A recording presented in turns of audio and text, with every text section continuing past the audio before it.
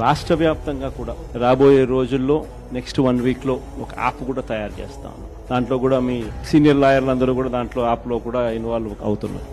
App తయారీ కార్యక్రమంలో రాష్ట్ర వ్యాప్తంగా వైఎస్ఆర్సీపీ కార్యకర్తకు ఎవరైనా ఎక్కడ అన్యాయం జరిగిన యాప్ డౌన్లోడ్ చేసుకుని తన పేరు, తనకు ఏమన్యాయం జరిగింది, తనకు ఎవరి వల్ల అన్యాయం జరిగింది, ఆ అధికారి హోదా ఏమిటి, నీకు జరిగిన అన్యాయం ఏమిటి, ఆటోమేటిక్లీ మన డిజిటల్ లైబ్రరీలోకి వచ్చేస్తుంది. ఇక్కడ వచ్చిన తర్వాత రేపొద్దున మనం అధికారంలోకి వచ్చిన తర్వాత వీళ్ళందరి మీద రేపొద్దున జగన్ 2లో ఎవడెవడైతే అన్యాయం చేసినాడు, ఎవడెవడైతే అధికారి తన అధికారాన్ని దుర్వినియోగం చేశాడు, ఎవడెవడైతే అన్యాయంగా మనుషులను చిత్రహింసలు పెట్టారు, వాళ్ళందరినీ కూడా రేపొద్దున చట్టం మీద నిలబడతాం. అధికారం ఉంది కదా అని చెప్పి, యూనిఫామ్ ఉంది కదా అని చెప్పి దుర్వినియోగం పరచడం అన్నది ఎంతటి బాధ కలిగిస్తుంది అటువైపున వ్యక్తికి కూడా అన్నది ఇటువైపున